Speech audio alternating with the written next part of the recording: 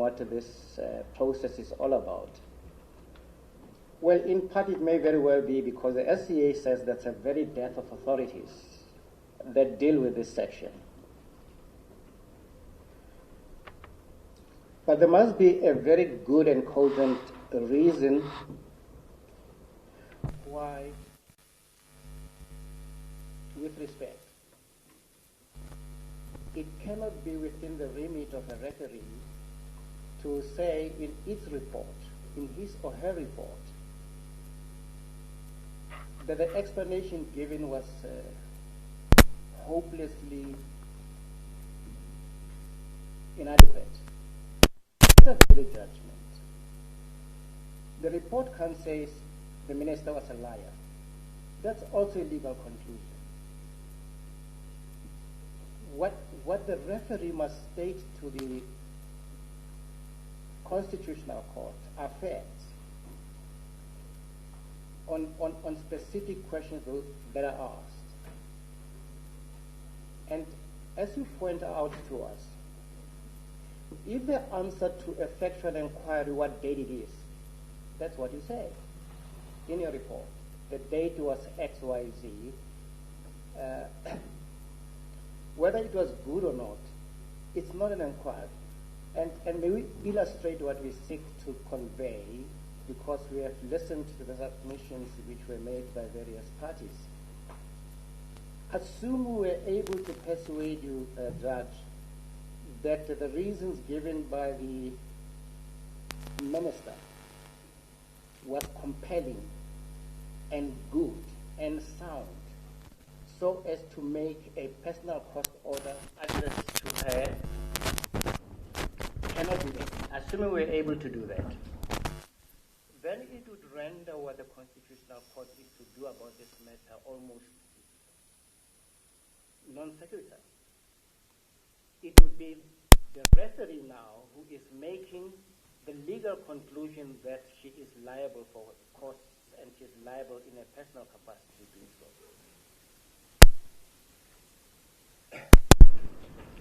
The Constitutional Court could still have invited a referee to say, please determine whether in the circumstances a personal cost order is appropriate or not.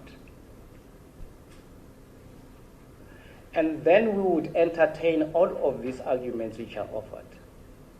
And then you would come to a conclusion that I have looked at what she offers as reasons.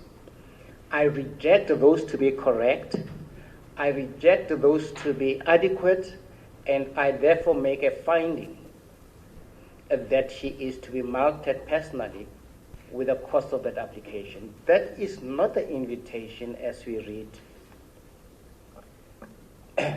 the questions posed by the court.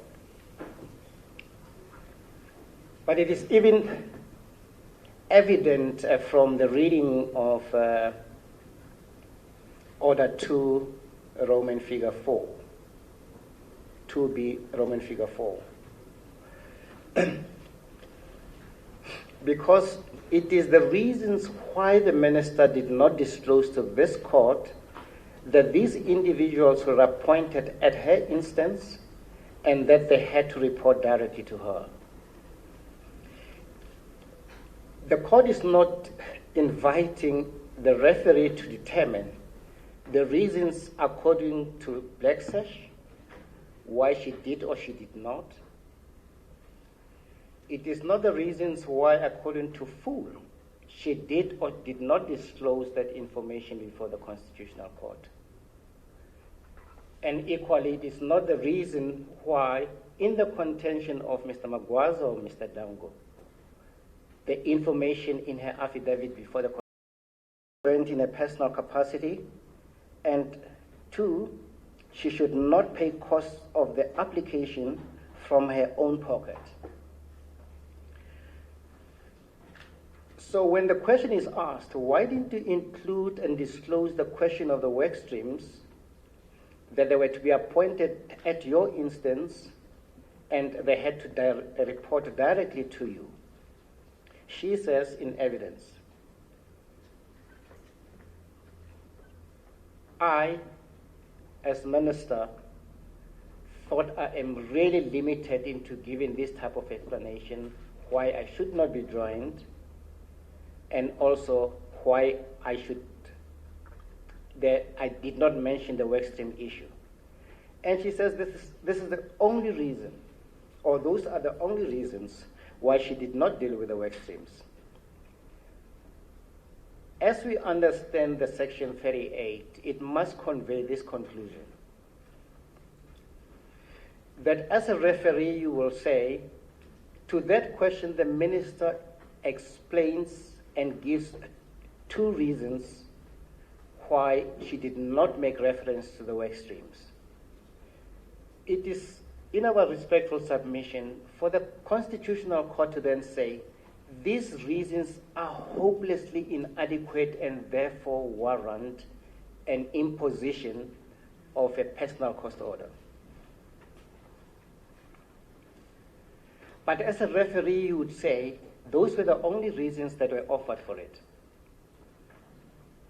Not why those reasons are sound enough to justify a personal cost order or not. That is a value judgment that ultimately the Constitutional Court will make. That in the light of all that was before it, the only reason why the work streams and who appointed them, at whose instance it was, and how they were to report was omitted, in inverted commas, in her affidavit, and these reasons are hopelessly inadequate, and therefore a proper and just order would be one that she must pay the personal costs.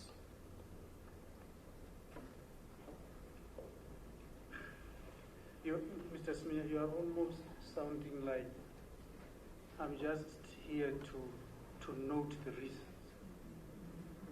or to collect the reasons and say, these are the minister's reasons, ABCD, full stop.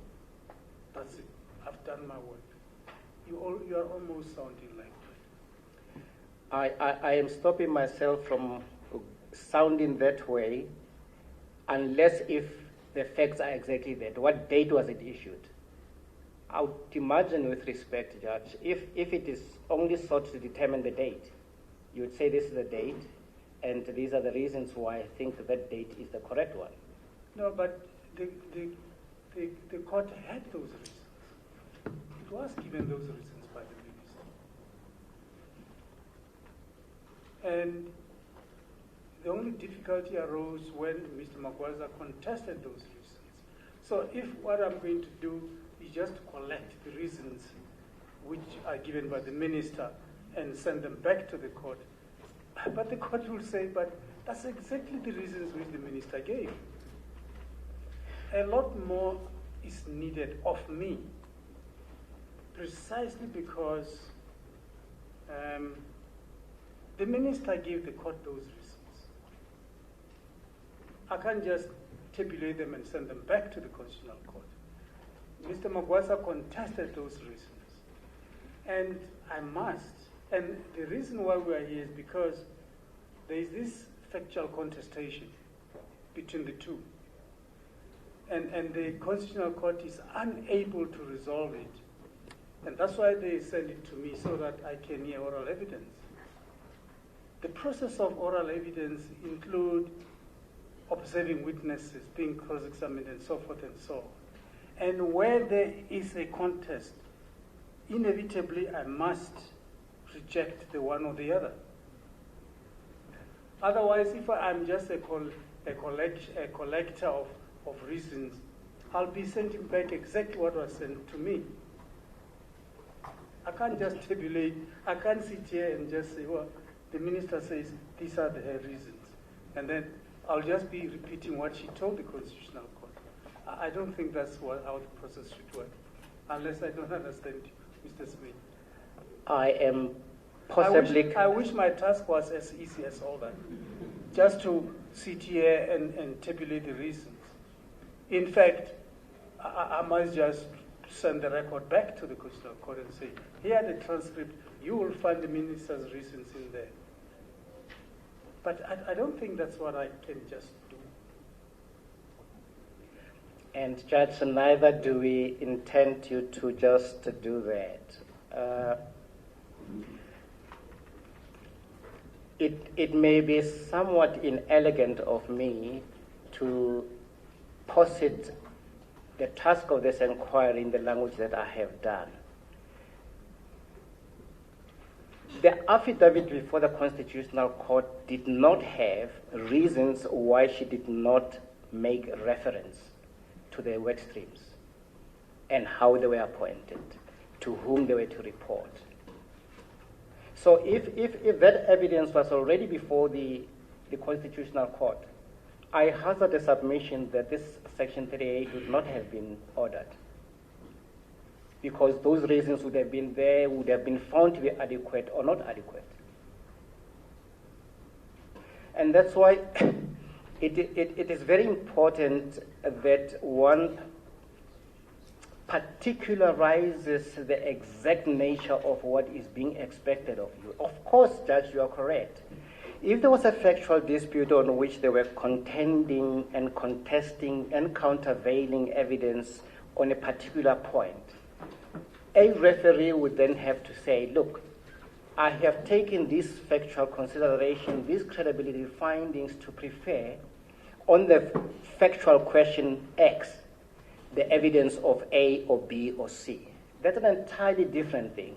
It depends entirely of what type of issues have been referred to the referee to deal with. As we say, and you will see that judgment, Judge, in the fullness of time, there it dealt with an accounting and a debatement question.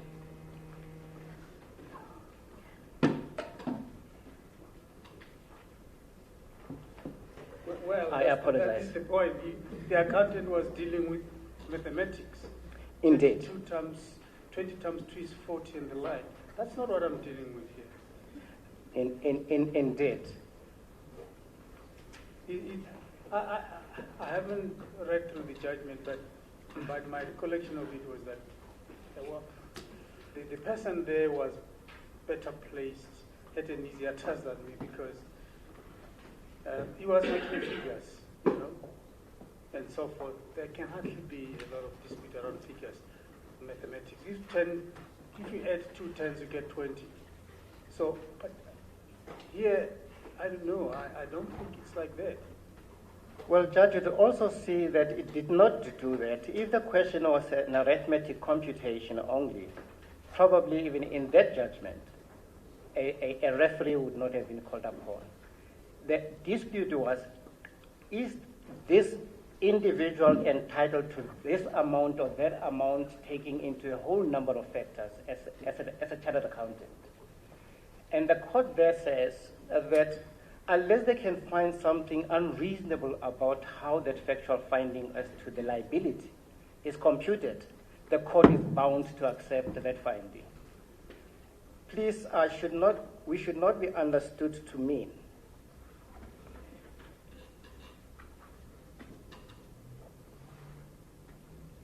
that any factual findings you make may refer and reference to documents, to witness evidence, to this as a basis on why you make the factual finding. That is not what we're resisting. But this is what we also want to demonstrate. All the parties before you were seriously at pains to say, it is not your function as a referee, Judge, to say that the minister is or is not liable. You do have information, as the argument goes, that you can reject her version, you can find it as hopelessly inadequate, you can find her she's lying, but nobody goes so far as to say, and therefore, the finding that must be made on this is that she must pay the cost personally. We all agree I'm not supposed to do that. Yes. And we also agree, Judge, that I'm not there to determine liability in relation to the payment or otherwise of the costs. But I must tell you, I understand this to say I must inquire into whether the minister sought the appointments of individuals. I must inquire into. And if two people, if one says he did, she did, the other one says he didn't, and that is the dispute between them, I've got to inquire into. It is inevitable that I'll have to look at the evidence and express the view as a conclusion of an inquiry. You can't leave an inquiry open-ended or unconcluded. I must conclude the inquiry. And if two people give contesting versions, in order to conclude the inquiry, I've got to assess the evidence and then express which version I believe is the truth. Now, that is not to say I'm determining liability for the causes. I don't know what the court may decide that because it's still in the process of considering that issue. It will take into account the outcomes, no doubt, of the inquiry. But I can't, having been asked to inquire, close this inquiry without concluding the inquiry, without a conclusion. I just don't agree with you on that one. Judge, I'm not inviting that. Can I illustrate the point that you're seeking to make with this example? If in the report, the judge as a referee was minded to say, I find that the reason she did not disclose to the Constitutional Court that these individuals were appointed at her instance and that they had to report directly to her, comes the next point. I find that this was mala fide, having had the evidence. I find that it was not bona fide, having had the evidence. With respect to making the submission, that would be then saying that she must be marked personally, because that is the legal criterion for marking her with a personal cause. And we're making the point that we are not making a submission that suggests that you are not to evaluate the evidence. And we point out to a very narrow point which you, Judge, alluded to earlier, that I may answer that question with a no. No reports were filed by the work streams to the minister. And then said, you may also be tempted to say, however. That is not the direction in which we are resisting the nature and body of the argument that has been delivered. We go back that that judgment also says that the report of a referee in terms of the earlier legislation is as good as a verdict of the jury. It is a factual inquiry. It is not a legal conclusion that can be drawn on the facts. And our listening to the argument that has been made by the various parties appears to want to say, please say these facts are not the correct ones, and then they start their conjecture. According to Black Sash, or somebody, the reasons are that she wanted to avoid having to be marked with costs personally. Now, the obvious reason that reason cannot fly is that at that time, there were no questions that there is a possibility the minister would be marked personally with a cost order. It wasn't there. It is only when that court considered her affidavit and considered the affidavits of Mr. Magwaza, supported by that of Dango, that it said perhaps this goes beyond the question of costs being paid by the parties, and that is common cause. I just want to go and look beyond that point. And we want to have a Section 38 inquiry to do precisely that for us.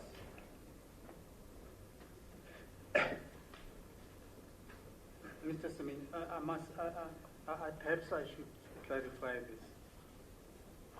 I had a submission that, I did hear the submission that I should go so far to say she acted in bad faith, for example. Now, that's not quite what I suggested I should do. I think what I said was, I'm not convinced that I should make a finding that the minister acted in bad faith.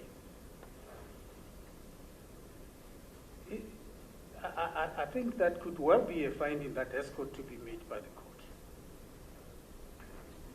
But what I think I'm entitled to do, because I'm asked for the reasons why. If I find that way, I've got to give the reasons, give the reasons why she did not make the disclosure. Now that question I can't avoid, because I'm being mandated to find the reasons why. Why?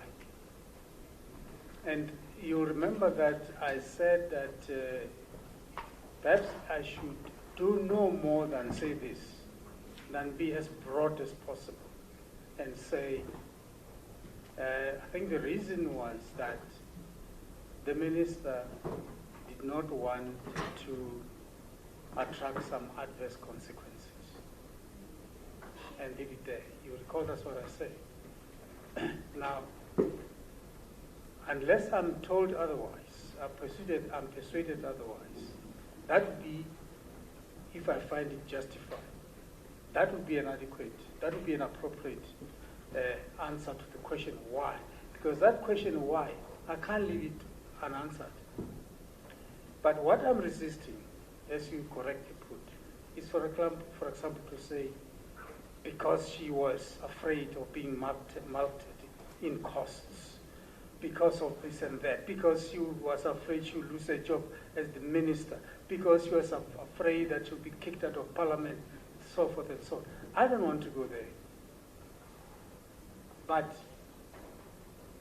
I think I would be justified to put it, for example, in those broad terms to say that I think she was afraid of attracting adverse consequences. But I must say why. I can't go home without saying why, answering the question why. Judge, in our respectful submission, that's precisely why we make the point that to say she would have been kicked out of parliament seems to be going too far. To say it's because she avoided personal cost order, it may be going too far, and any specificity would be going too far. We're saying on that very basis, to say she avoided to attract a finding adverse to her is just stating the very position, which adverse consequences of being fired from parliament, of being this and the other. We don't want to raise it higher, but just to make the very point that even in an umbrella phrase like she wanted to avoid adverse adverse findings to her, those adverse findings are many and can break themselves into all sorts of conjecture. Others are saying it's because of the personal cost order. Others are saying it's because she was conceding that to deceive the court. Others are saying, and there can be a plethora of them.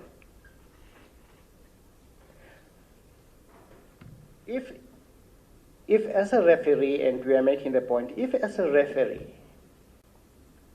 it was competent to make legal conclusions as opposed to factual findings, That may probably help the debate, the argument which we are trying to advance.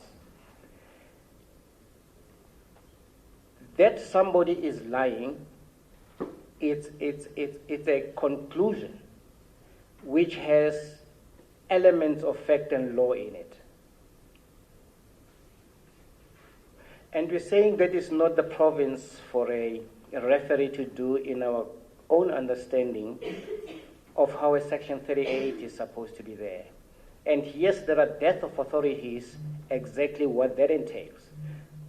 But it must be corrected that what guides what to penetrate, for argument's sake, Judge, if the Constitutional Court had put another question there, that this referee must determine whether or not the minister must be personally marked with a cost order. They have put it in those terms. Of course, it would be a factual finding that you can then make, which has a legal conclusion to it. But that's not what has been invited the referee to do in these proceedings. It is something different. If I do find that the minister withheld the information, that's the first step. The next question is why? Must I say I don't know? No. That's why we're saying, but as a matter of fact, whether it's a good one or a bad one, the facts, the why question is being answered, but I only understood the purpose of my affidavit to direct itself to only two inquiries. Why I shouldn't be joined as a party and why I shouldn't be ordered to pay the cost personally. That is the only thing. That's how I interpreted my assignment when I read this order. But what we are urging, Judge, what we are urging you not to do is to then say these reasons she's offering are hopeless, are palpably false, or this and the other. That we submit with respect is a function of the Constitutional Court, which all of us are in agreement, has to be made by the court itself on whether or not the cost should be paid by her personally, because the first is no issue any longer. She has been joined as a party in these proceedings, in the proceedings before the Constitutional Court. And maybe it will make the point even more lucid in our submissions if we begin not to go read back what we have said in our written submissions, but to deal with the various arguments that have been made on behalf of the parties.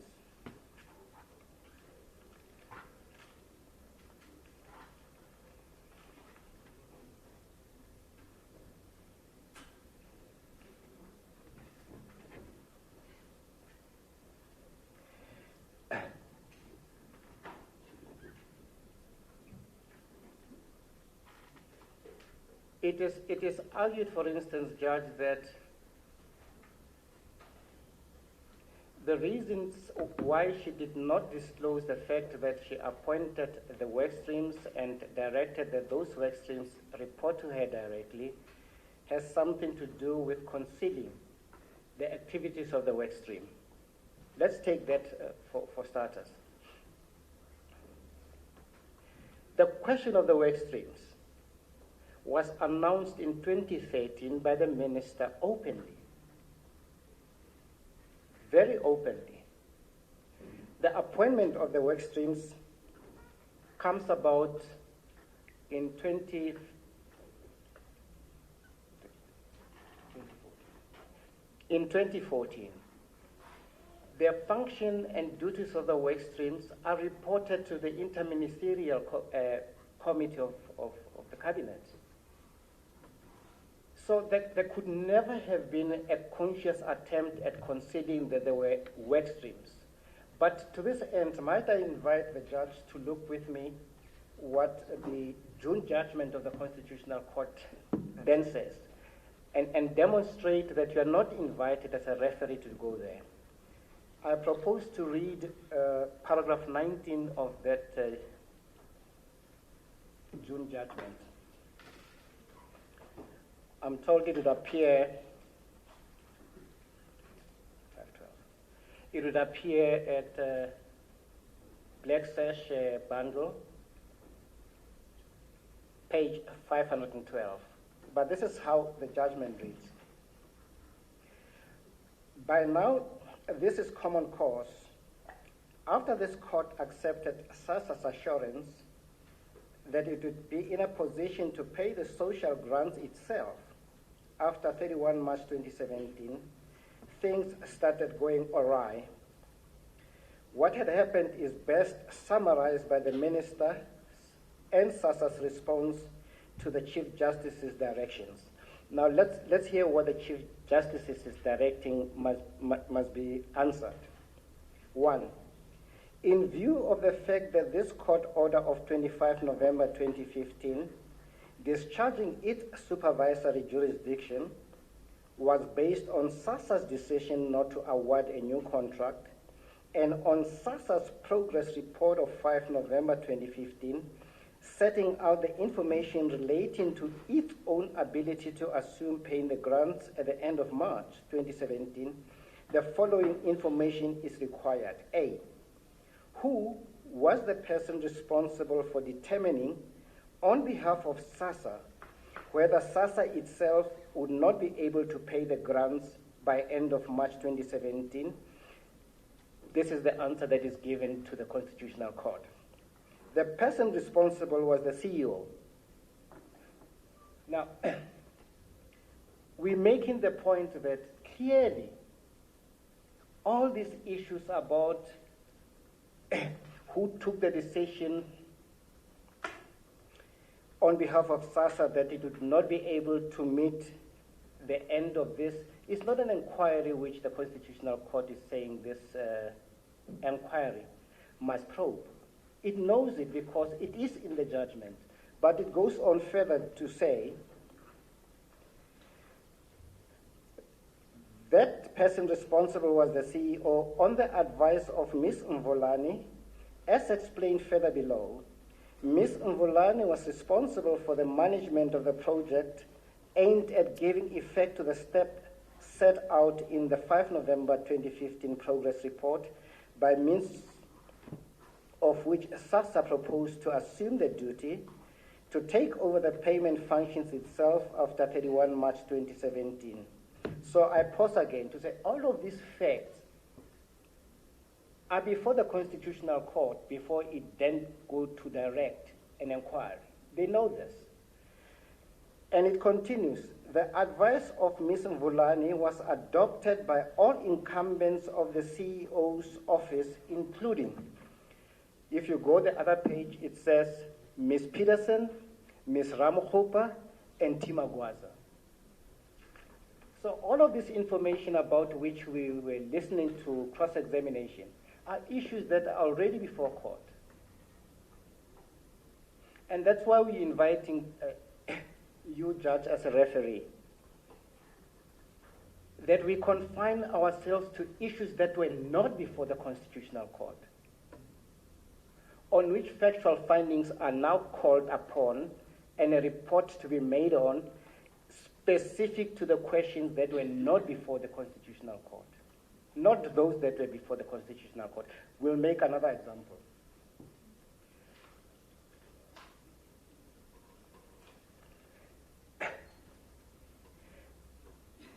Did the minister know in October of 2016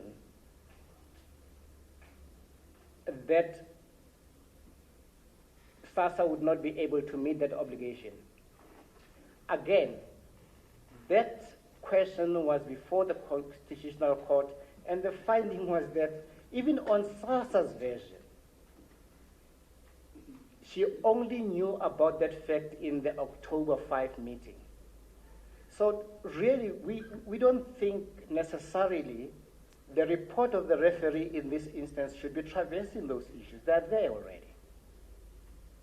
SASSA has told the Constitutional Court that the minister knew only in 5 October about its inability to deliver on the promise of its report of 15 November. That is already plain, it's there.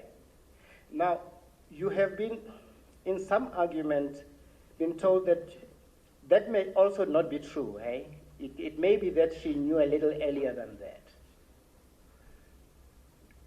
Almost in the report to have a factual finding that is discordant to that which the Constitutional Court has accepted on the papers before it. And we're just giving these examples to illustrate the limit to which a referee, in the determination of issues. Let's make another example. Did the work streams derail the ability of SASSA to deliver by 31 March 2017? If that question really interested the Constitutional Court, it would have been one of those questions. Did Mr. Magwaza, supported by Dangos, make that allegation? Of course they did. But the court hasn't invited this referee, with respect, to make a determination as a matter of fact whether there was a derailment by this work streams. It could have.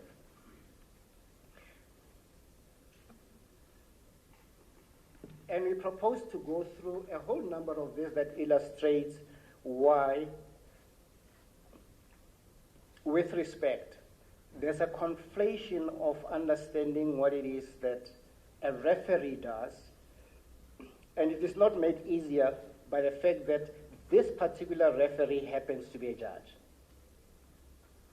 It may have, if the questions were of a nature, as I say in this judgment,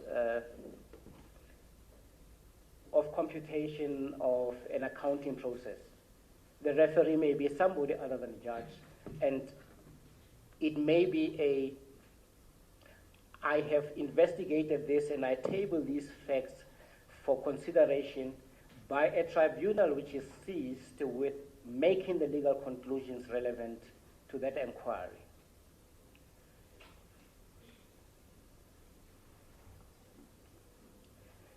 We are being told, and this also illustrates the point, that there are so many number of pointers which are a smoking gun. And when one penetrates and looks at all those points, they're intended to say, why, Judge, you should reject her account of not disclosing in her affidavit to the Constitutional Court the workings of the work streams when they were appointed and how they were to report directly to her.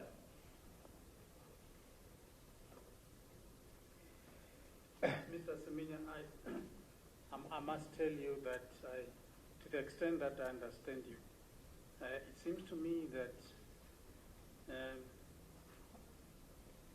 you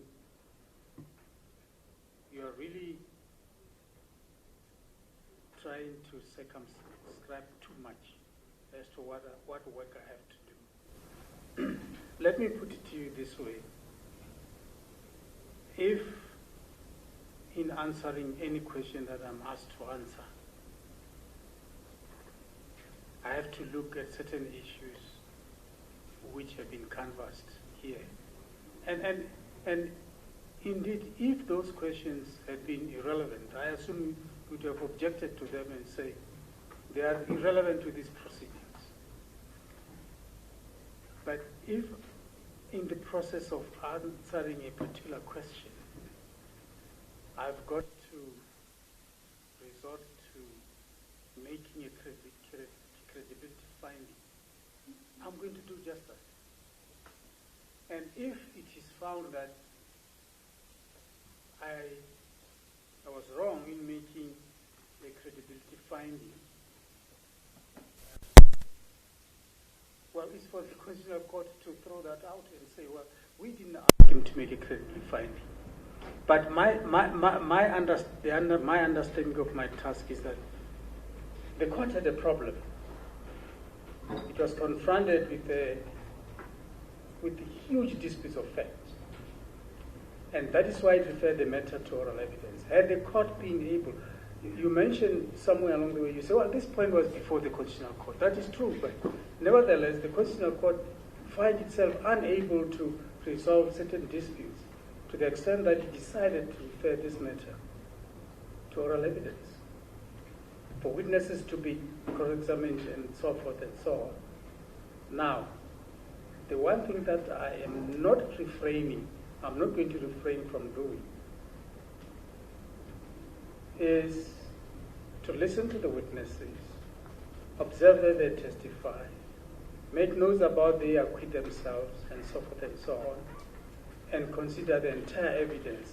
And if, in order for me to answer a question asked by the Constitutional Court, I've got to say somebody was not telling the truth, I'm going to do just that. Because I may find myself in a situation where unless I reject somebody's evidence in preference to the other, I would not be able to answer that question, rightly or wrongly.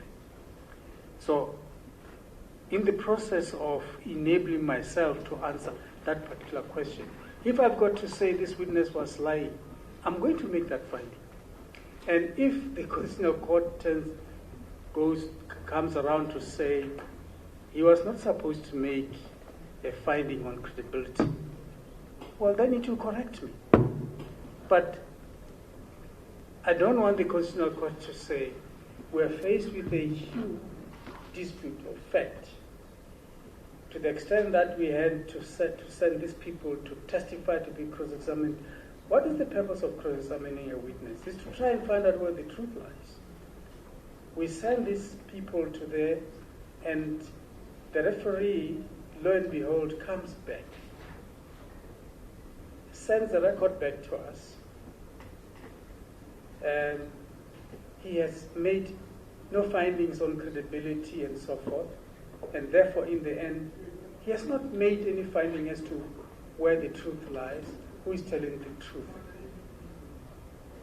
I don't know how useful I would have been to the court, but I can tell you now, Mr. Semin, maybe you should argue on the basis that I am going to make credibility findings on the witnesses. I think you should assume that. And if I'm wrong, well, you will tell the Constitutional Court to correct me. I won't mind being corrected by a higher court. But I am not going to willy-nilly or unnecessarily make credibility findings and so forth and the like. But where I feel, in order to properly answer a question which the court said I must answer, I've got to make those findings. I'm definitely going to make them. And Judge, with the greatest of respect, we're not making the submission that the report must not have the caution that you think it will be, and that if you went beyond the mark, it is for the court to make the determination. I'm not addressing that at all. Judge, you correctly put it to me that surely this process is intended to listen to the evidence and evaluate the evidence, and if a credibility finding is to be made, it must be made and the finding will follow. We respect that entirely. Let us look at the vexed question. The reason why the minister did not disclose to this court that these individuals were appointed and at her instance, and that they had to report directly to her.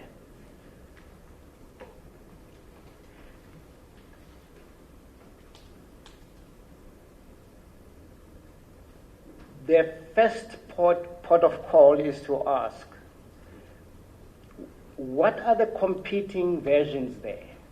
Because if you find competing versions why that didn't happen, as opposed to the arguments why the reasons she is giving are unconvincing, then of course it's a different inquiry completely with respect to the judge. You're not having a version of the minister why she did not disclose it as being X and the reasons being Y, and then making a credible finding that what is more cogent is Y. What we have been listening to is argument that says whatever reasons she's giving, it's argument, not evidence. It's argument that says whatever reasons you are giving are not correct because of A or B or C or D reasons. Mr. Magwaza, for instance, is answering in an affidavit a somewhat different question. Says, no, don't blame me on that issue. You must know that the work streams derailed the process.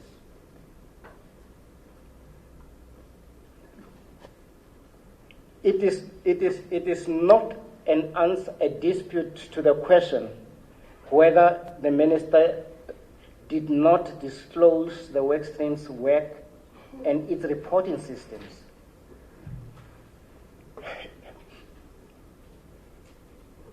I pause to make the submission, and judge, with respect, we hold it our duty to make arguments why you, even if your prima facie findings are that you will make credibility findings, why perhaps you shouldn't. That we accept to be our primary function as counsel for the minister. For instance, you are being asked to make an adverse inference about why Ms. Mvulani was not called as a witness.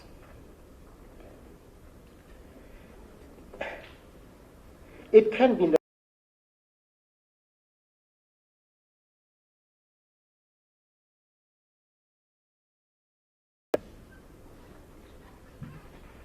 with respect.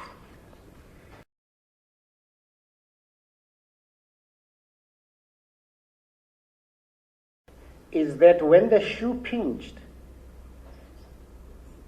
she decided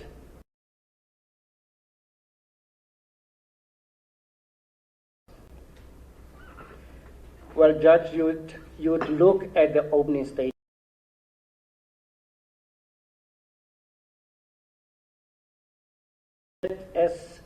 On behalf of the minister, we intend to call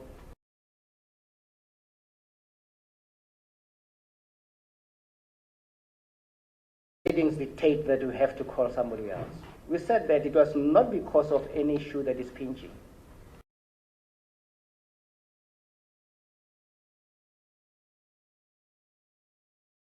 Did an indication necessitating her evidence to be tendered viva voce. That's a different criticism.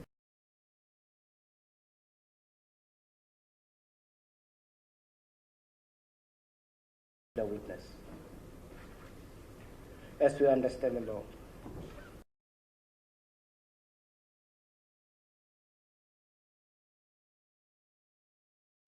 To report on whether it was the main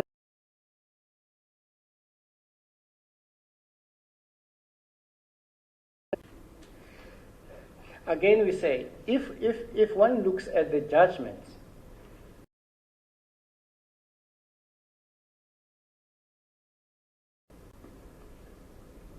a whole number of things. One, that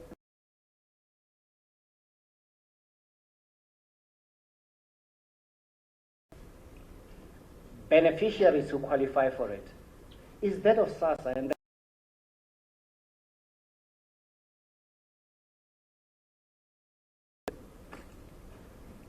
the responsibility on that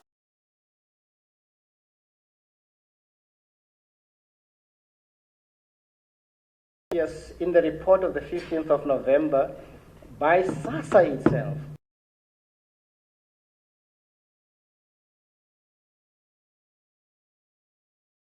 Meet the deadline.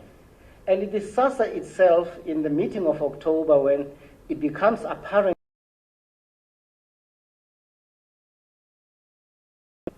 that it would not be able to meet the deadline.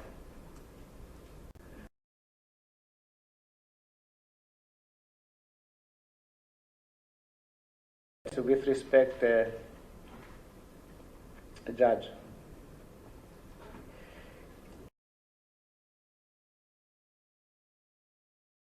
That what the Constitutional Court is interested in are not the fact that they already know.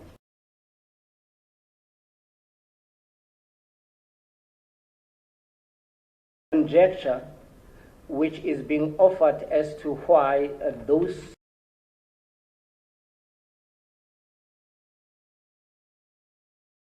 of the minister. That was Black Sash.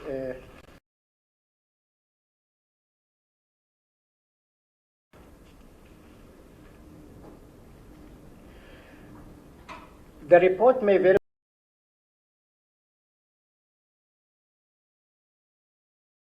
Mr. Magwaza did express a disquiet about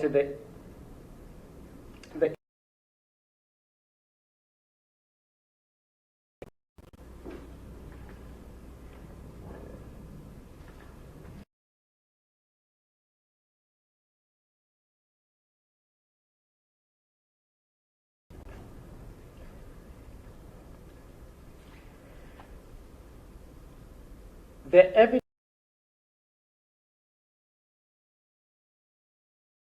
was in the letter, the minister is actually given that document. Now, April 2017,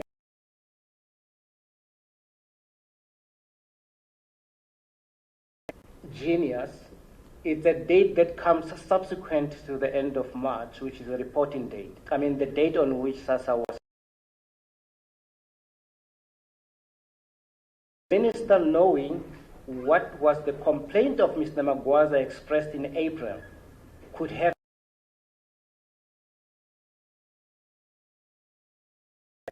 show to the court by 31st of March that he is able to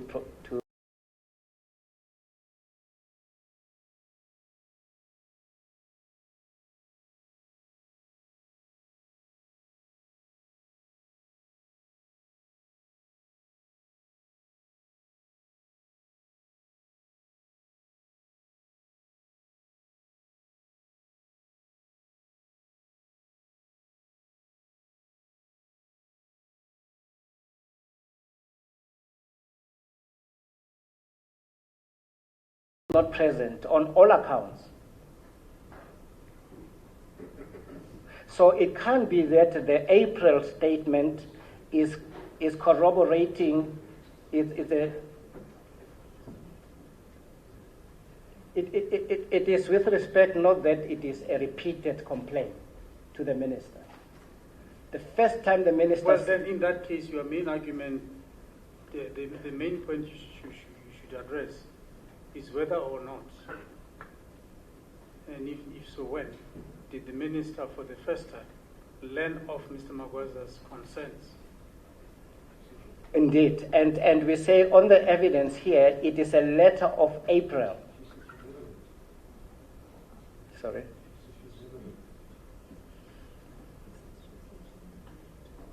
No, the point we are making with respect is that Mr. Magwaza on his documents notes that complaint in April. Whether she did read the document or not, it's a secondary inquiry.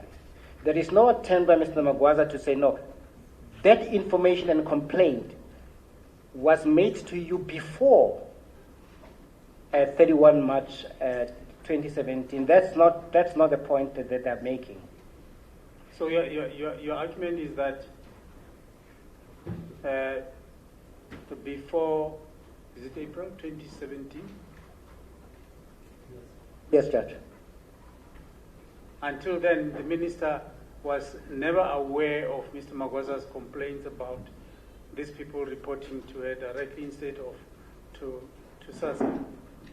Yes, that's the submission we're making. And we say why that is correct, Judge, is because the first time it gets raised is in the reporting by these work streams of the 11th of October. And in that meeting, the minister is not there. The minister says to us in evidence, I didn't draw the minutes. There is no evidence that those minutes were given to me, that I should read any of the minutes. Or when the reports were done by Ms. Mvulane, one of the reports she did disclose to you is that Mr. Magwaza has a complaint about the introduction of the work streams. That evidence is not before the inquiry. So, but the pregnancy of our submission, if it is any good, is to point out that we are now being invited to go way outside the questions that the Constitutional Court want answered and reported on, and you say they do that impermissibly. Another example would come. But Mr. I don't know how one can deal with issues so as to compartmentalize them in a clinical fashion. The issue that you are raising is not just standing on its own. It's an issue which is relevant to it's an issue which is relevant to one or two, three questions, and that is why they arise. The issue of Mr. Magwaza complaining about breach of protocol in respect of reporting. There's no question which says find out whether there was a breach of protocol and so forth. There isn't, but it is relevant to one of the pertinent questions raised by the Constitutional Court. And therefore, when people lead evidence to show that Mr. Magwaza did express some concerns in the past, you could hardly object to that because it was relevant to resolving one of the pertinent questions which are tabulated by the Constitutional Court, isn't it? Judge, again with respect, the inquiry before the court really concerned itself with why the promise of the 5 November that SASSA would be able to do the job itself. That is the context within which that was being determined. And we say in that context, it cannot be relevant with respect that Mr. Magwaza only raises the concerns about the reporting lines in April. It could not have bearing any relevance to do with whether or not the promise of the 5 November 2015 would be met by SASSA. But that is a submission we're making. It may very well have some tangential relevance, and of course it may very well do.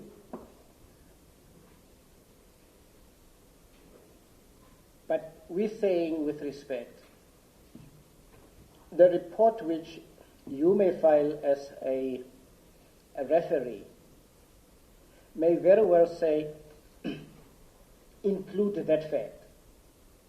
But it would not be a fact with respect germane at answering the question which vexed the court. Why was SASSA not able to be good on the report which, on the basis of which the supervisory jurisdiction of the Constitutional Court was released? That is the context in which it is. It cannot, well, maybe I can't make that point any higher than I am trying to do, to say it is part of issues that the court may very well want to deal with, but not the factual findings which the court is inviting the referee to report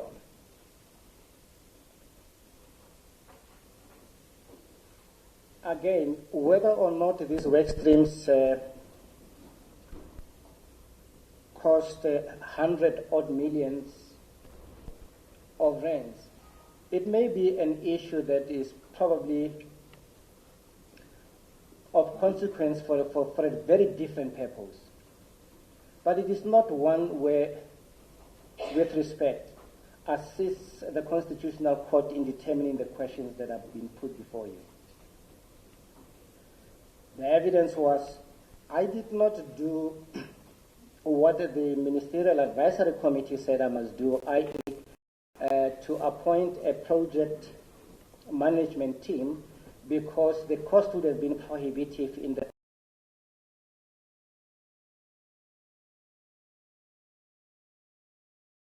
we have had it here, but it is not with respect a finding that is necessary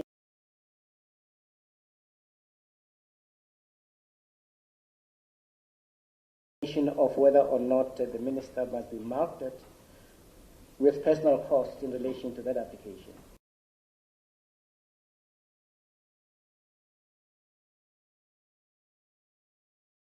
Facts and factors that surround the question of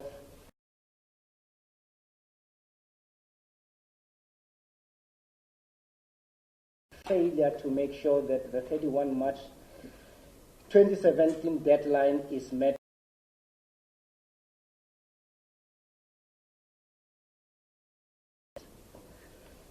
That the referee's task is a very narrow and a limited one.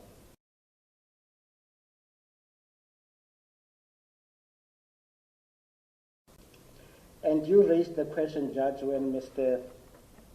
Budlander said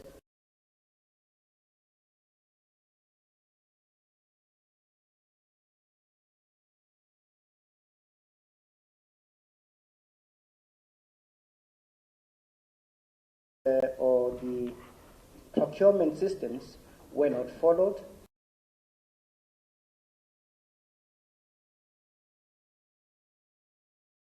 It was unlawful because she does not have the legal competence to deal with the work streams.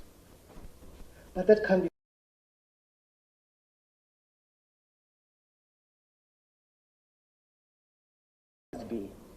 already explained that she must direct the management of the work of SASSA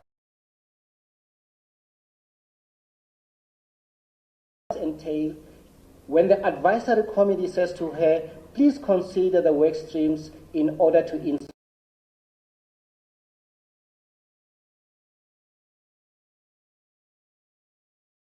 on which this referee is supposed to report to the Constitutional Court that her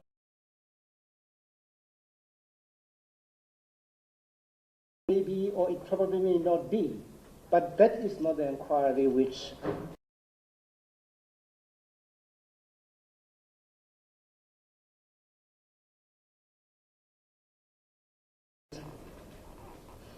did she act in good faith, as we say, and the answer to that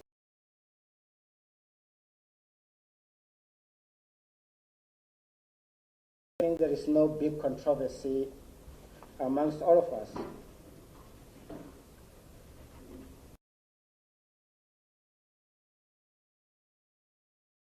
And a role and a conduct. This is the argument which is being made.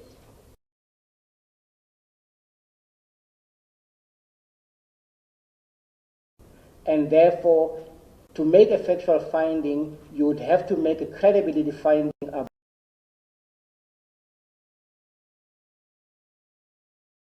conceal or not conceal her responsibility in relation to that matter. The examples are many.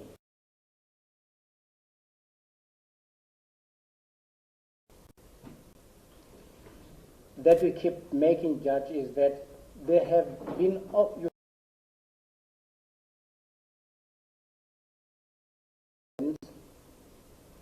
that it is that as a reason, the why, you have been given to be the question of being afraid to pay the cost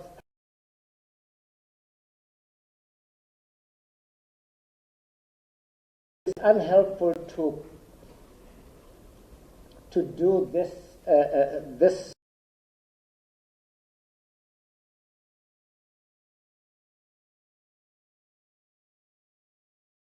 issues on the subject, to then go and say, as you are urged to do, please find that the reason that is offered is implausible.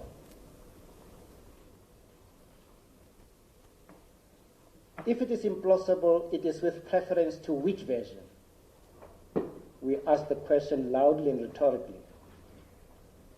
It is implausible for what it is,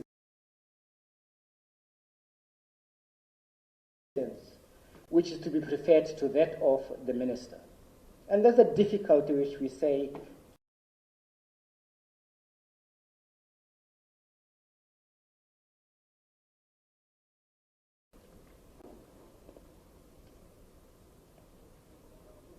Sorry, are you saying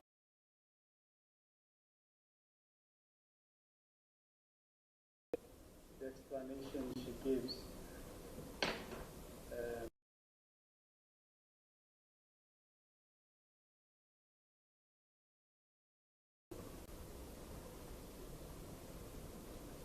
I'm not allowed to say that.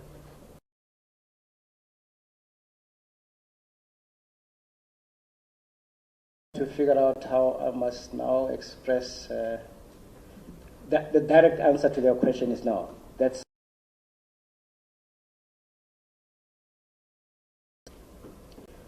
the argument we're making is a different one. That without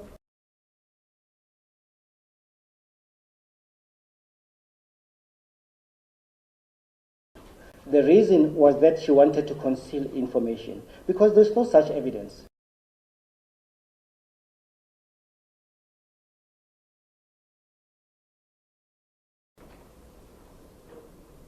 And that's the only point that we are trying to make.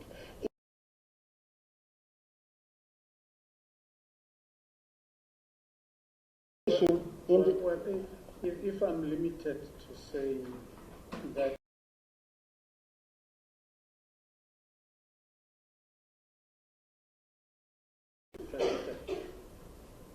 and when I come up with why, what do I say? I don't know. I must.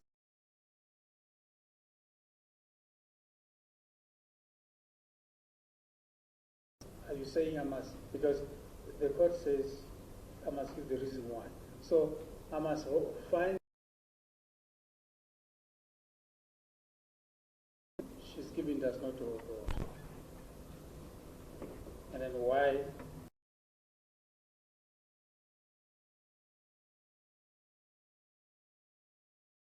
With respect, Judge, that's not where we're going. The very answer to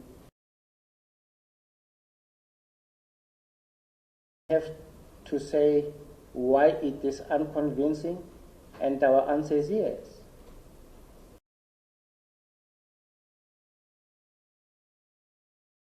Not cogent, and these are my reasons for saying they are not cogent. It is quite another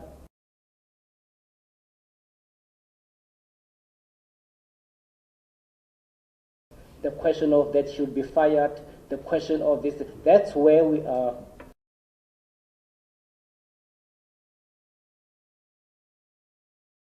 An evaluation whether those reasons she offers are cogent or otherwise, I need.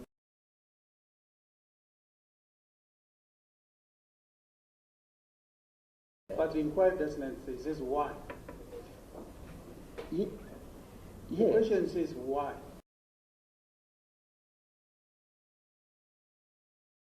Some people say, I must say, because she was afraid of being marketed in cost. Some people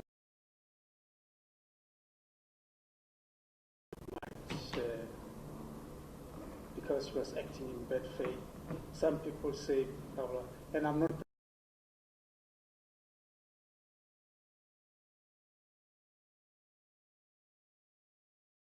Why? What must I say? Why? According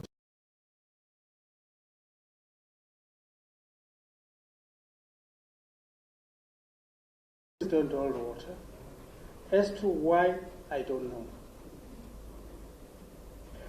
We'll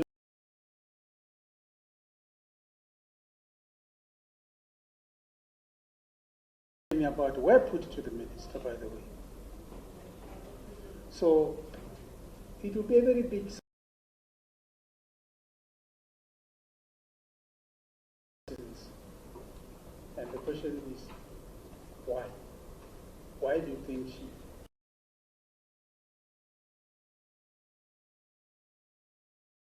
That question, why? According to you. I know what Mr. Butlander says. Mr. Butlander says, when it comes to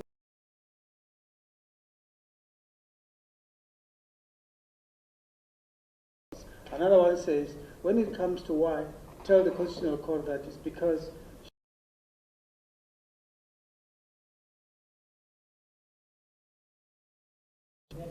that she has offered two reasons. And which I have rejected. Which I have rejected.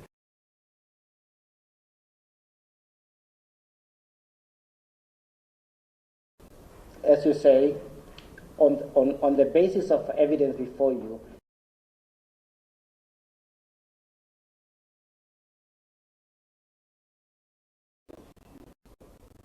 even notionally, a referee is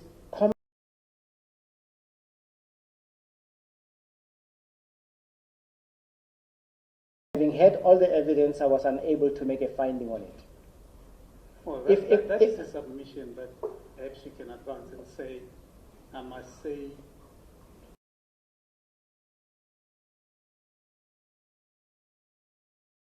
it is a submission that you can advance. But I can't keep quiet. I'm not exhorting, Judge, that you say nothing at all. I am really not exhorting you to do that. I'm saying if there is no reason that you find cogent to explain,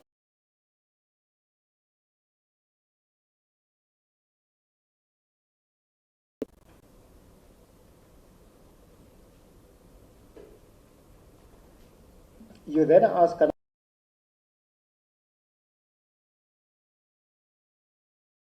SASSA knew that it was not going to be able to meet its promise.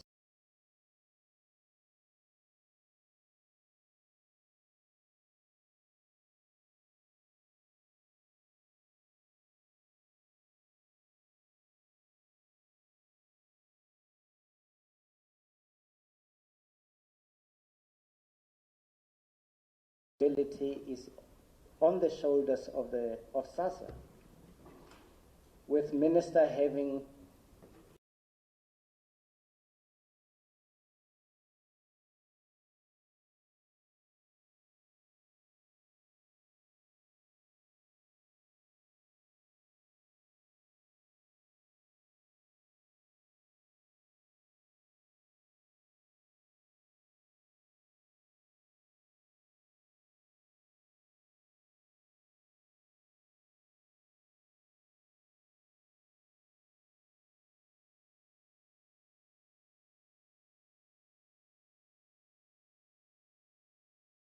also been made, Judge. I can get to this at very length. You have been asked to make a finding whether that omission is blatant or willful. With respect, they say this is the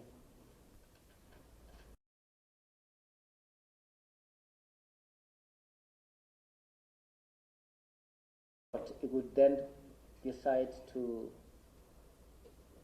order that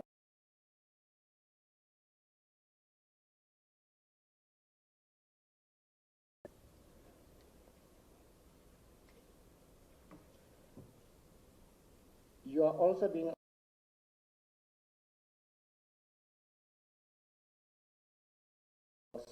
the various arguments were coming from various parties, and also because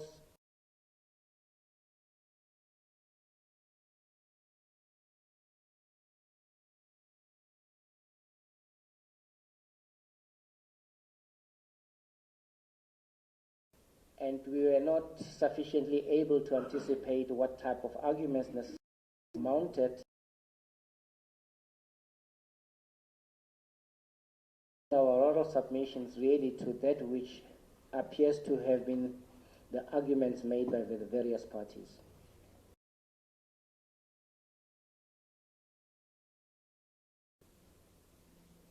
One of the points Mr. Solomon makes, obviously, is that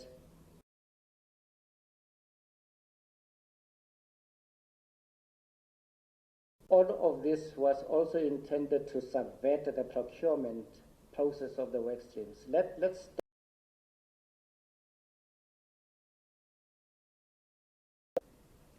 the evidence before you is that from in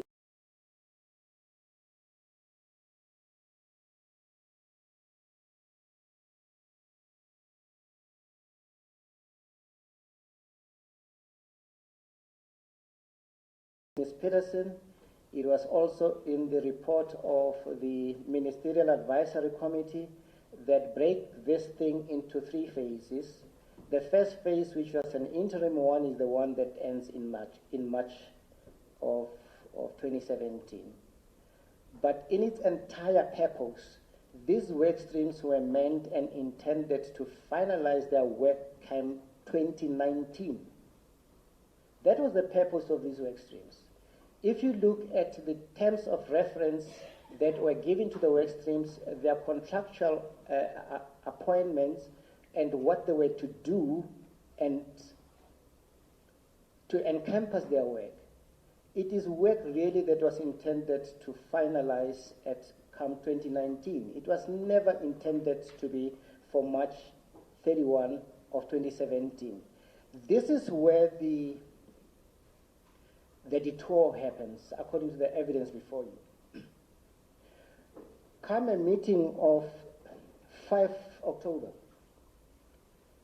the minister gets a report with a realization with the legal opinions saying you're not going to meet this date, and then says to the work streams, please truncate your efforts now.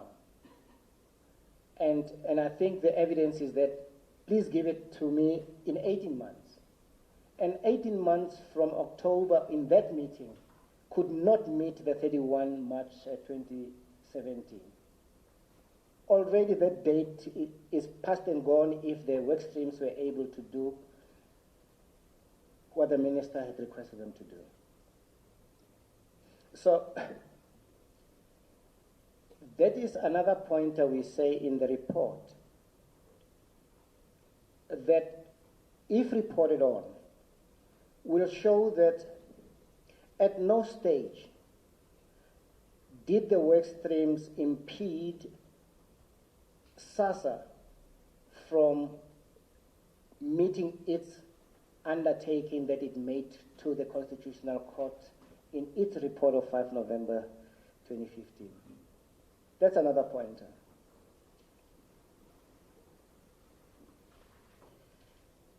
You asked the question, Judge, whether Ms. Mvelana can be considered as a witness, and the short, pithy answer to that is no, she was not.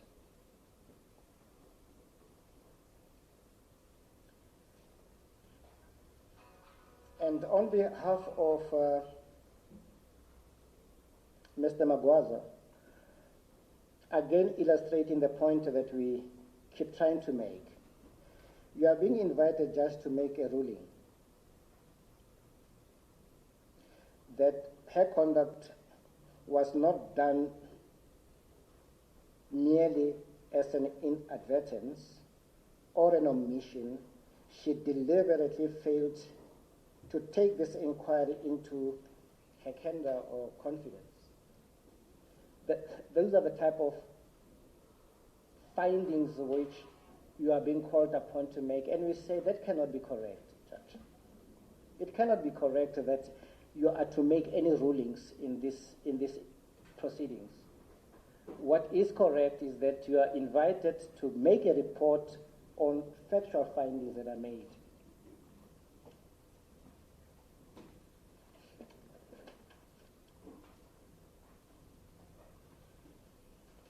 And yes, Judge, if there were two versions on the point, it is a factual finding that is competent to be made in considering what the probabilities are in relation to whether the fact is A or the fact is B. That's not a debate we are having. That type of debate belongs elsewhere. The submission we're making is that it is evidence in relation to questions that were pointedly stated by the Constitutional Court. And you make the point, Judge, with most of our colleagues, that inquiry about the reports, it is to the first respondent. And you made the point correctly that what we attached were reports that were made to SASSA. And a point is, there is an attempt to make a point that, no, this report has been signed by Ms. Mvulani. But of course, Ms. Mvulani is SASSA. It's not the minister. She submits all of those reports on the basis of the work of the work streams, which includes work that was done with the officials of SASSA.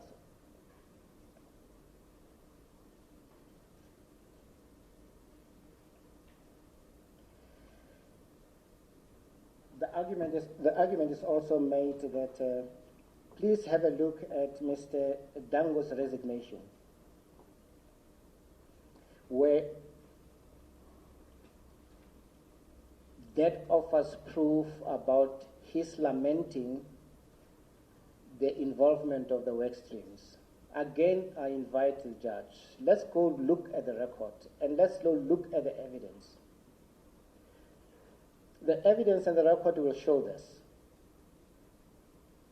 that on Mr. Dango's own evidence in cross-examination, she conceded that the question whether the minister does or does not appoint work streams goes way outside the province of the appointment, of his appointment. His appointment was limited to matters, as he calls them, policy and politics. So, if we take him at his word, these lamentations, I mean, the reason why he left, and subsequent to the date or not, cannot bear any relevance. Is it true that is what happened? Of course it is true that is what happened, but it is not the task of this process to make that probing.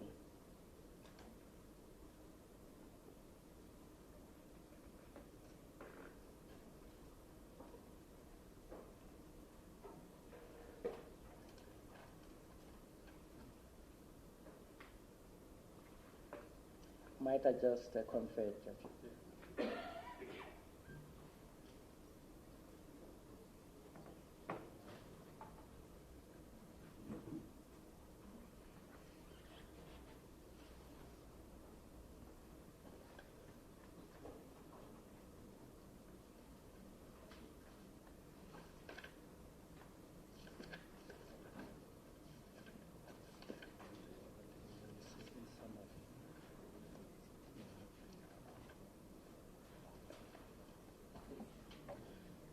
Judge, may we, in conclusion, just deal with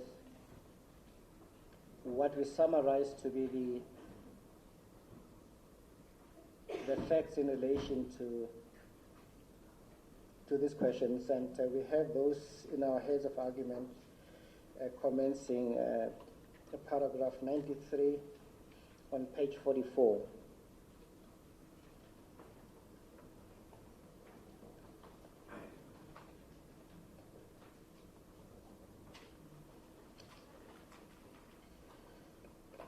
There we say this inquiry is aimed at assisting the Constitutional Court by providing the court with a report in answer to 5 questions posed by the court in its directive dated 17 August 2017.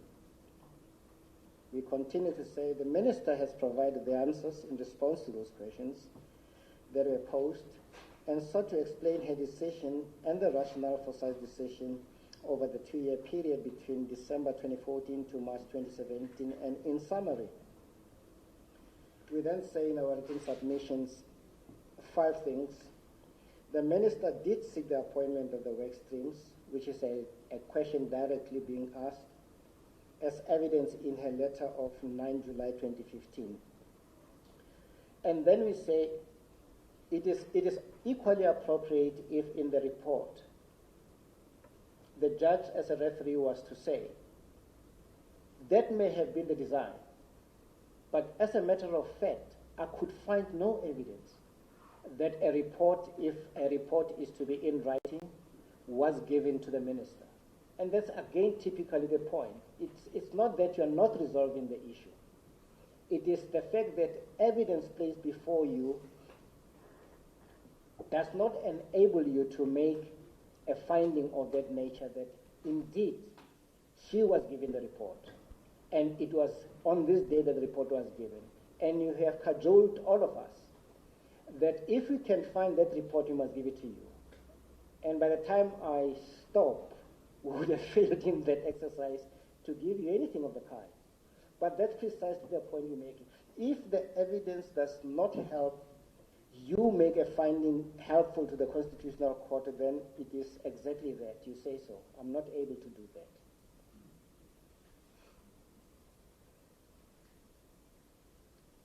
But I'm able to do this, that the evidence does say that Ms. Mvolani from time to time made reports to the minister around the work of the work streams, because that's what the evidence is. We continue and say, however, the appointment of the work streams was a consequence of the recommendations of the MAC and the specific expertise of each of the work stream leaders.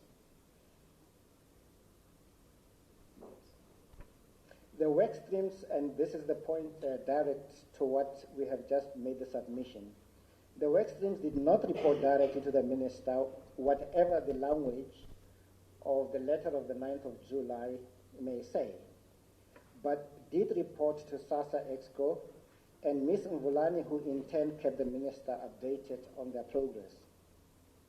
All reports of the work streams have now been provided to the inquiry as part of the discovery process.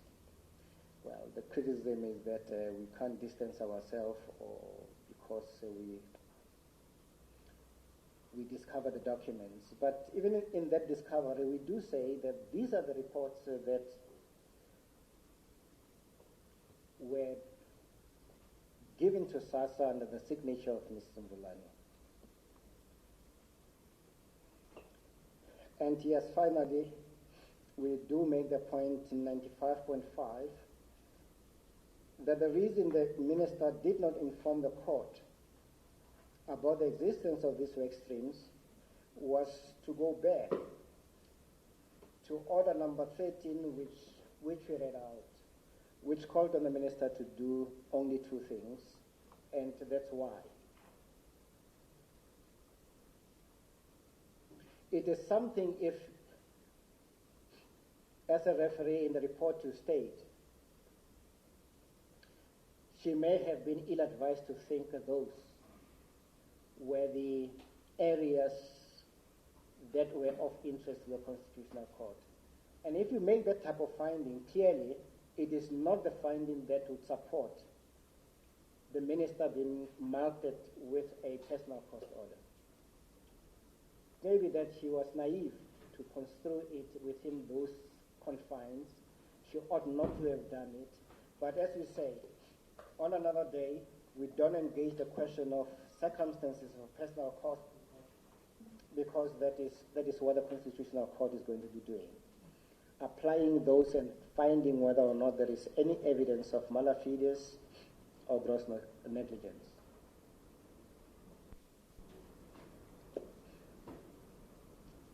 Those, to the chagrin of Mr. Butlander, are the submissions we make on behalf of the minister.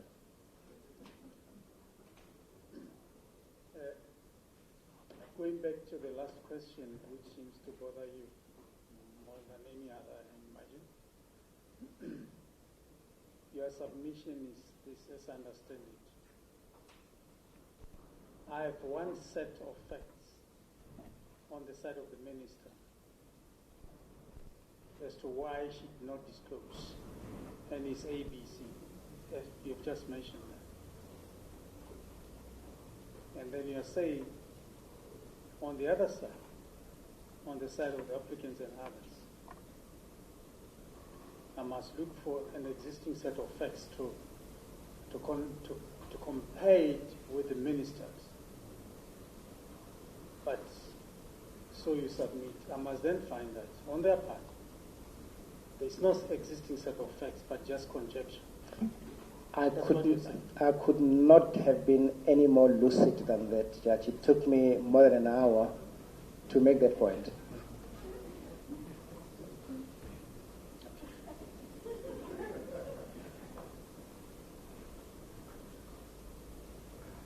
And notwithstanding the fact that people like Mr. Danko have said in so many words that the minister was deliberately frustrating processes in favor of so-and-so and so on and so forth. It's conjecture. Mr. Dango can say this is a fact. I know this was the reason. It is his reasoning which was even outside the province of his competence to say so. On his own version, that's not where he should go. Yes, that's what I mean. That's why you say all that.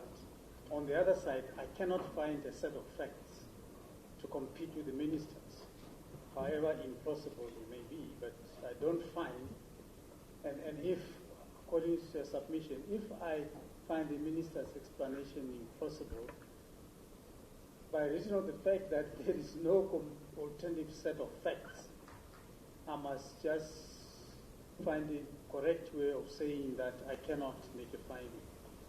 I cannot make a finding as to the reason why.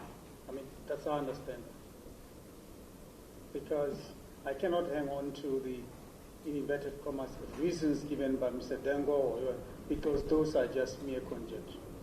Yes, and as we all know, Judge, disputes of fact are determined comparing evidence of on the one point by one party and evidence of on that point by the other. It can't be meeting the evidence of one witness with the reasoning of another. That is not a resolution of a dispute of fact. No, I understand what you're saying. And I think your colleagues, please don't look at your watches. I think we must just go into the issues if it's necessary and deal with them, because we're not going to come back again. And yes, Mr. Simenya has finished his submission. Mr. Bartender, we'll start in that order again. Judge, only one point.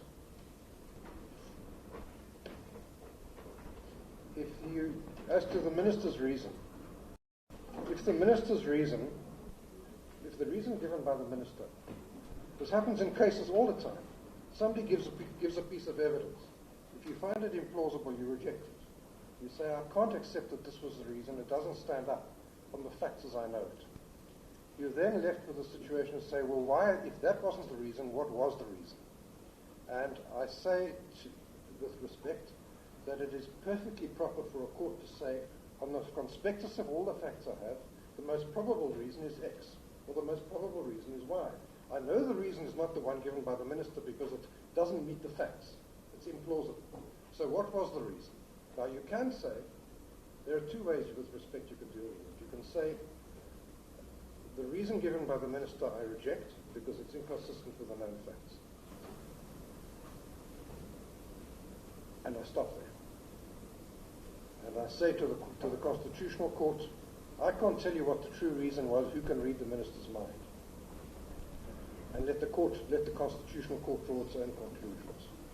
But I find that the minister did not tell the truth as to what her reasons were, and what the real reasons were, I can't tell you. Or you can say, the What the minister told you are the reasons where I don't accept, they're not the truth. The facts show that they're not the truth. There are many other reasons which could be provided.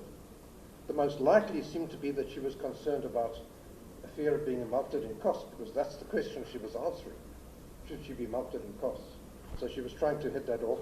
Or it might be that she wanted to retain her job, or it might be for any other reason. You don't have to speculate. It's not difficult to say what is most probable. The most probable is that she didn't want to be held liable in costs. But if you don't want to go that far, George, the very least I submit you have to is to say, this is the reason which the minister gave, and I find on the facts that is not the truth.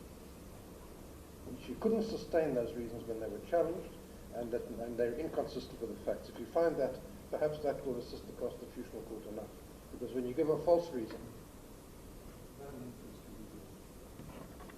the one thing we submit that you can't do with respect is say, well, only the minister said what her reasons were, so I must just accept those. I can't reject it.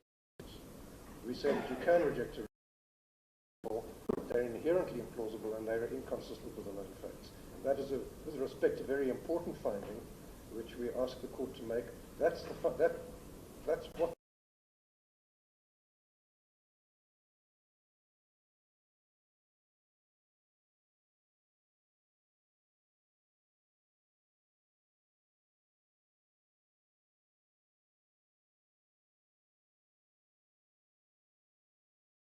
Could never have been another witness to say what the minister's reasons were.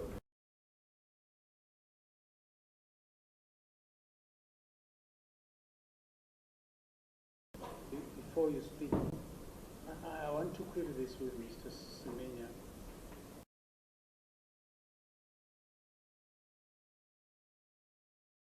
We understood each other in the way that I explained.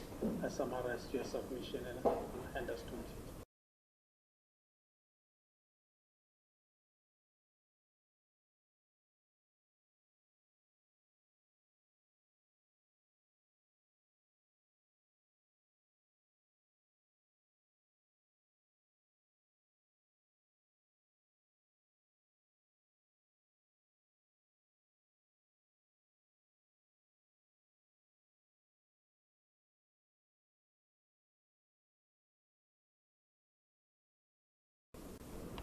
From the fact that she did not tell the truth, that she was afraid of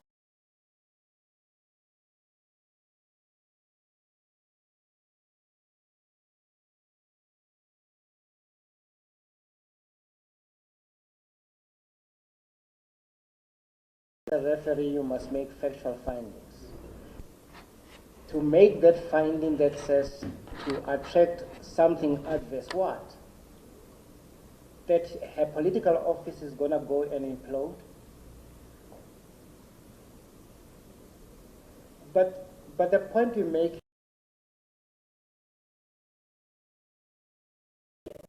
you use evidence to prefer one version to the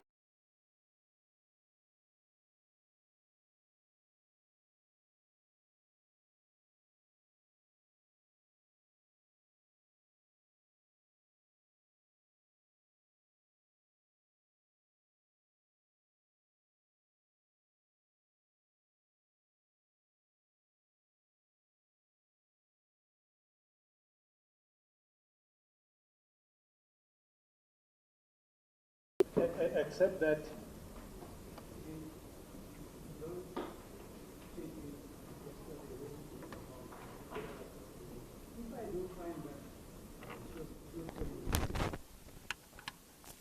about the explanation. It means that she hides the truth, and that truth is peculiar within her knowledge. And she has, if you hide the truth which is peculiarly within your knowledge, then you must attract the consequences, adverse consequences. And my inference of an adverse fear of adverse consequence is not just based on the fact that I'm rejecting reason. It is because it's saying, in so rejecting reasons, I'm saying that she withheld the truth, which is peculiar within her knowledge. So if you want me if you want me not to make an adverse inference, you should tell that truth which is highly peculiarly within your mind. So you can't have it both ways, can you? No, Judge, and that's precisely the point. She withheld the information of the work streams where you also have evidence that those work streams were announced publicly by her, 2013 already. Those work streams were recommended by the Ministerial Advisory Committee. Those work streams were tabled before the Interministerial Committee. Those work streams were discussed by the work streams with the staff in SASSA. How can that ever be an attempt by the minister to conceal that information from the Constitutional Court? The activities of work streams were reported to her by Mr. Mbulani regularly, formally and informally. Yes. So on the basis that it's not, I'm sure you understand. I'm saying that I will have to be taking into account the fact that it cannot possibly be true that she was totally ignorant, because Mrs. Vulani was updating her formally and informally on a regular basis about the problems of the work streams. Again, we go to paragraph 13 of the court order. It says, give me an affidavit to explain two things. Not whether or not the work streams were in fact there and what their purpose was, were they to report to you, etc. That is what the affidavit called on her to do. We can improve on that. I think I'm clear in my mind what I'm saying. We may be misunderstood each other. But suffice it for me to say to you that it be linked to the fact that to the evidence that she regularly received update from Mrs. Mbulani. Anyway, I heard you. Judge, am I jumping? Oh, yes. I think that is for me. But, Judge, if I can make three very brief submissions. The last one has just been necessitated by Mr. Simenya's last submission. Judge, I started off quite carefully. Mr. Semenya seems to keep wanting to confuse this court, and I say that because he says that the order of the 13th shows that there were two narrow issues again. Yet I've taken you to the affidavit the minister herself found. She told us there were over 8 or 9 issues that the court was concerned about. She told us one of them was what she did before October 2016. She tells us the work streams are relevant, but she tells us about the work streams just, I don't know what the neutral term is, not to cause offense, but she says the work streams were the creature of Ramagopha as opposed to herself. So it's clearly relevant. She just mistells the story. There can be no doubt about that. So I will just invite the court to have a look at the submissions in paragraph 8 by the minister, in paragraph 9, in paragraph 30. I think they speak for themselves as to the relevance of what was removed. And then there was much debate between Mr. Semenya and you as to the framing of this inquiry. And I can do no better. I don't want to try and recreate them. I just want to make 2 brief submissions of what I think are touchstones to help you. And you can use them as you see fit. The first touchstone is the court's conclusion in its June 2017 judgment when it ordered the joining of the minister and began the process to have the Section 38 inquiry. And it said the following in paragraph 22, and it's in the bundle of black sashes at 788. Paragraph 22 says the following. The issue of the minister's conduct surrounding the work streams needs to be resolved before coming to a final decision. The question whether a cabinet member may have acted in bad faith when called upon to explain her conduct to this court cannot be left alone, full stop. It must be resolved, full stop. Next paragraph. In order to do that, to resolve the question about whether the minister acted in bad faith in not disclosing her conduct in relation to the wisdom, in order to do that, paragraph 23, the parties will be given an opportunity to agree a process under Section 38. That is the genesis of this process, to determine whether the minister's failure to advise the Concord was in bad faith. And And then I give you the second touchstone, which is the court's own directions of 2nd August 2017. Because Mr. Semenya spent a lot of time taking us to the old Section 19 of the Superior Courts Act and asking to draw analogies. But I would say to you that the court has made your life simpler. Because not only has it given you the 5 questions you have to answer, Judge, but it also said the referee will determine the most practical manner for the conduct of inquiry. It said, but subject to the following. And one of those subjects, as you pointed out to Mr. Semenya, is oral evidence with cross-examination and re-examination, and to use the words Mr. Budlinder reminded us of, as in civil proceedings. This court was quite clear. It wanted a trial procedure to resolve disputes of fact. And I think that answers much of the question about how you must approach questions of credibility and findings of fact. Because it says, as in civil proceedings. That's the steer the court has given you, I would submit. Those are my submissions.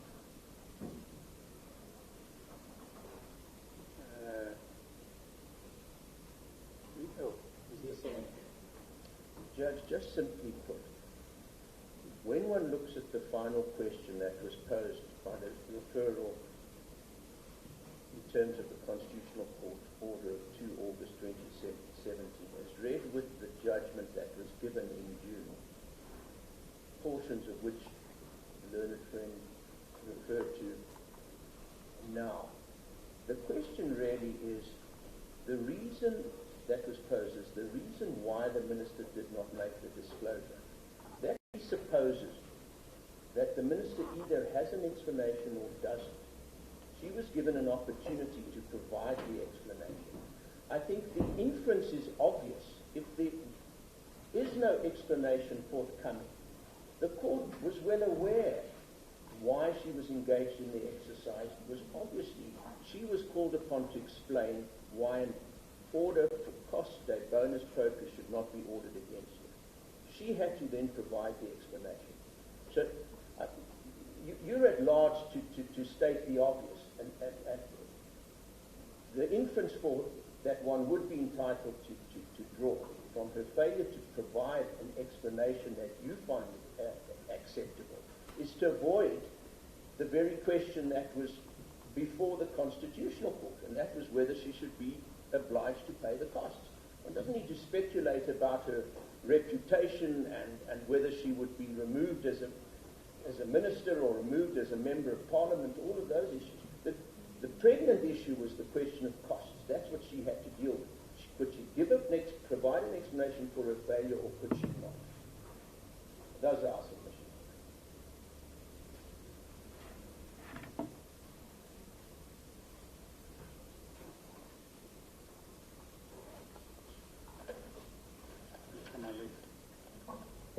Judge, can I add some few submissions with reference to 2 questions?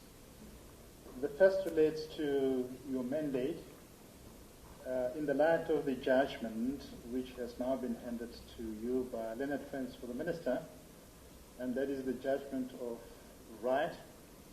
And the second relates to how you should approach the last question, bearing in mind what the judgment says. Our Leonard Friends have addressed you on how they understand this judgment about the limited role of your functions and duties by directing attention to paragraph 6 of the judgment and paragraph 10. But with respect, we submit that between the 2 paragraphs there is a more compelling dictum of the Supreme Court of Appeal on how you should approach your mandate. May I kindly ask you to read with me paragraph 8 of the judgment. It is to be found in page 5.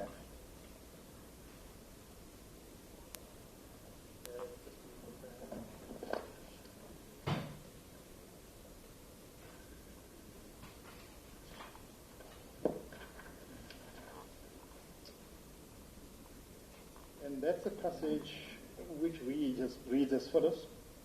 The High Court undertook an extensive analysis of the origins of the section. I do not deem it necessary to regurgitate this helpful analysis. The High Court also made reference to Young's Estate versus Young, And then thereafter follows the following sentence, which is quite crucial to how we think we should undertake your mandate. I agree with the learned judge's finding that a state young is authority for the proposition that a court is bound by the findings of a referee contemplated in section 19 bis, unless it can be found that the conclusion arrived at by the referee were unreasonable, irregular, or wrong. The rest is there for us to see. But the submission we make is that you are the constitutional court on the ground in order to discover the facts and the truth. And for that reason, the finding that you will make arising from the evidence which has now been let for almost 6 days before you will bind the constitutional court unless it concludes that those findings are unreasonable, irrational, or there is some basis to reject them. So if this judgment is anything to go by, you are going to make findings of fact that are vital and will bind the constitutional court. And therefore, we would submit that there is no shying away from making those findings of fact. And we urge you to make those findings of fact. And so, for instance, if you conclude on the evidence that the minister did not tell the truth, you will be obliged to make that finding. Against the background of that dictum, may I attempt then to address the last question relating to the reasons. What has become clear from the submissions made by learned friends is that they no longer defend the reasons given by the minister as being unfounded and unjustifiable reasons. The only question which remains is whether on the record you can find the reason why the minister did not disclose the establishment, the functions and the duties of the workstream to the Constitutional Court. We say that you can, because it is a finding that you are entitled to make. You are not precluded from making that finding because on our learned friends approach, there is no conflict of version between that of the minister and that of the other parties. The approach of our learned friend is mechanical and mechanistic because it suggests that the assessment of versions is an end in itself. That cannot be, because the assessment of version is not an end in itself. It is a means to an end, and the end concern is to establish the so that if on the assessment of the fact in order to establish the truth, you come to the conclusion that there are justifiable grounds to find reasons why the minister did not make the relevant disclosure, we urge you to do so.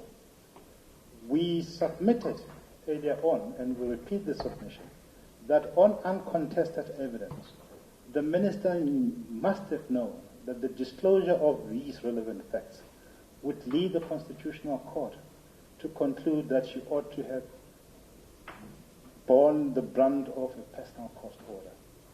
We said so because it is preeminently the question before the Constitutional Court then and now. And if there are other reasons beyond what we have suggested that are justifiable on the record, you can conclude that the truth is that those reasons are justifiable on the record. And therefore we submit that you cannot confine the inquiry to an assessment of the so-called conjectural reasons given by Mr. Dango and or Mr. Magwaza and the professed reasons given by the minister. Those would be our additional submissions.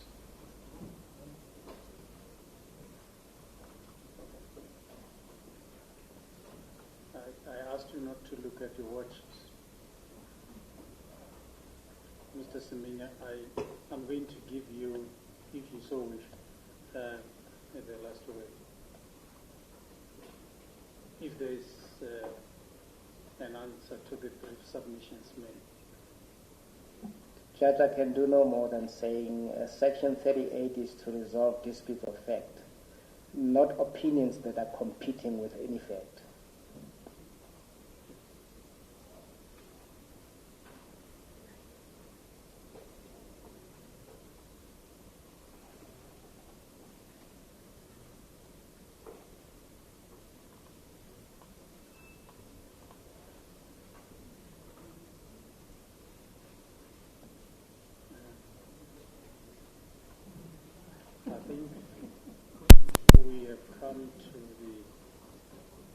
end of the inquiry. It is left for me to compile the report.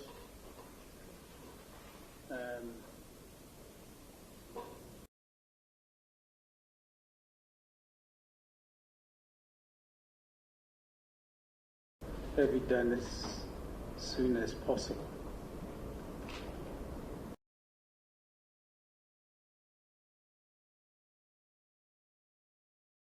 So I think we will conclude here.